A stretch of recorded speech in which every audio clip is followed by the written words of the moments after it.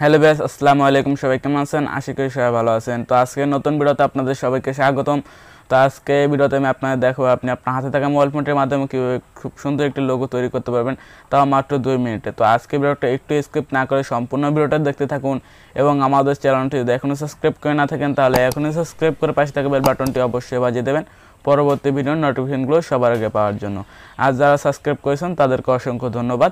তো বন্ধুরা, ভিডিওটি শুরু করা যাক।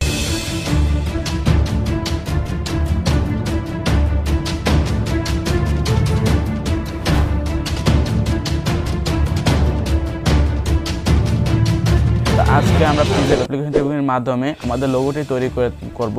তো আপনাদের কিছু পিএনজি ফাইলের প্রয়োজন হবে। তো সেই ফাইলগুলোর লিঙ্ক ভিডিও ডিসক্রিপশন বক্সে পেয়ে যাবেন, সেখান থেকে আপনি ডাউনলোড করে নিতে পারেন। তো আপনি আপনার পিএনজি অ্যাপ্লিকেশনটি ওপেন করবেন। তো ওপেন করার পর আপনার মাঝে যদি কোনো পারমিশন চায় তো পারমিশনগুলো আপনি অ্যালাউ করে দেবেন।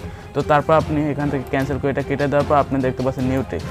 তো এই নিউ টেক্সট অপশনের উপর আপনি দুইবার ক্লিক করবেন। তো ক্লিক করার পর আপনার এখানে চলে আসবে। তো এই টেক্সটটাকে আপনি সম্পূর্ণ কেটে দেবেন। তো তারপর আপনি এখানে এ লিখবেন। তো এই লেখার পর এটা ওকে করে দেবেন। তো ওকে করার পর এখানে যে এ অপশন আছে, তো এই অপশনে আপনি ক্লিক করবেন। ক্লিক করার পর একটু এদিক চলে যাবেন।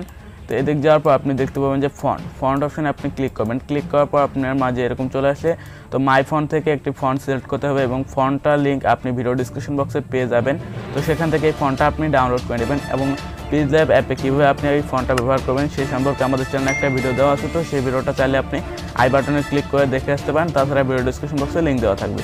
তো এই ফন্টটা আপনি এখান থেকে সিলেক্ট করার পর ওকে করে দেবেন। তো ওকে করার পর আপনি এদিক চলে যাবেন, একটু এদিক চলে যাবেন। চলে যাওয়ার পর দেখতে পাচ্ছেন এই অপশন। তো এই অপশনে আপনি ক্লিক করবেন।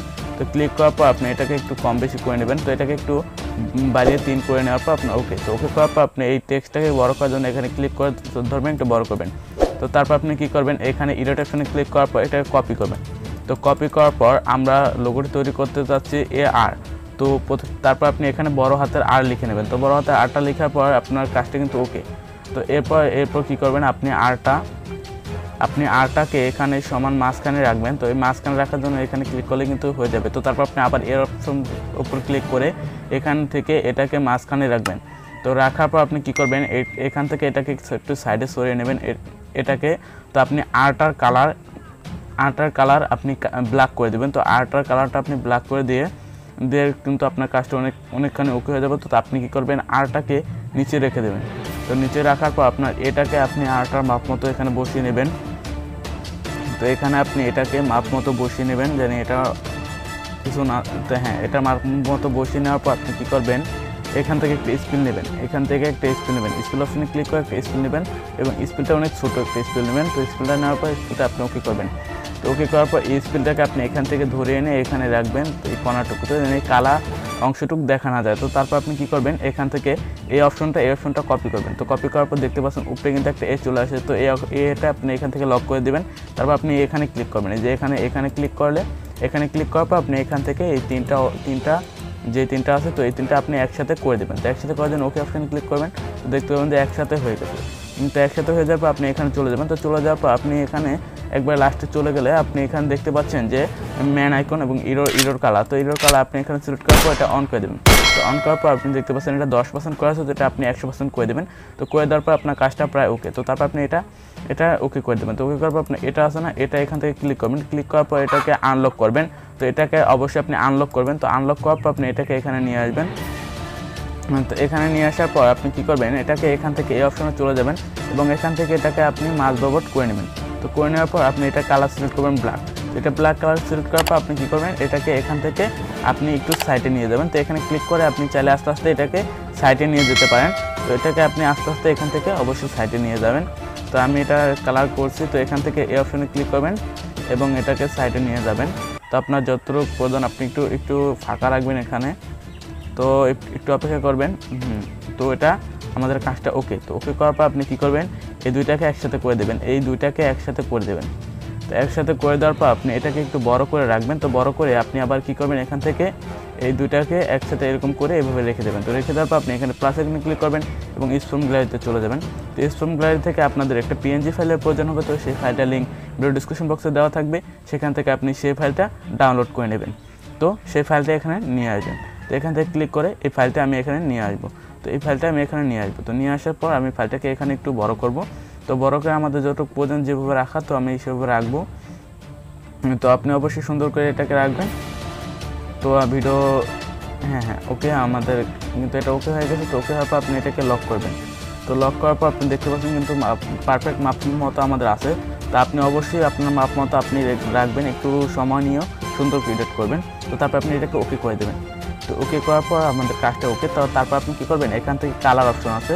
তো এই যে এখান থেকে আপনি দেখতে পাচ্ছেন টেক্সট কালার। তো এই যে দেখতে পাচ্ছেন এই কালার। তো এই কালার অপশন আপনি ক্লিক করার পর এখান থেকে গ্লারি স্পুন গ্লারিতে নিয়ে যাবে। তো এখান থেকে একটা কালার সিলেক্ট করতে হবে। তো এই কালারটা লিঙ্কটাও আমি ভিডিও ডিসক্রিপশন বক্সে আপনাদের সুবিধার্থে দিয়ে দেবো।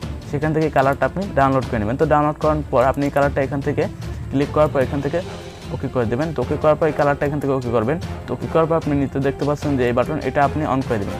তো অন করার পর আপনার কাজটা প্রায় ওকে। তো তারপর আপনি কী করবেন, এখানে চলে যাবেন। এখান থেকে আপনি এটাকে অন করে দেবেন এবং এটাকে আপনি সর্বোচ্চ বাড়িয়ে দেবেন। তো সর্বোচ্চ করার পর আপনি এখান থেকে এটাকে কম বেশি করতে পারেন। তো আপনি একবার নিচে চলে যাবেন। তো নিচে চলে যাওয়ার পর এটাকে আপনি কমিয়ে এটাকে আপনি কমিয়ে 10 বা 14 এরকম রাখবেন। তো রাখার পর আপনার এটা ওকে হয়ে যাবে। তো ওকে হয়ে যাওয়ার পর আপনি দেখতে পাচ্ছেন আপনার এটা কিন্তু অনেক সুন্দর ওকে হয়ে গেছে। তো এখান থেকে আপনি আরও কাজ করতে হবে। তো এখান থেকে আপনি শ্যাডো অপশনে ক্লিক করে আপনি শ্যাডো করে দেবেন। তো শ্যাডোটার কালার ব্ল্যাক রাখবেন এবং একটু শ্যাডোটা আপনি মাপ মতো এখানে রেখে দেবেন।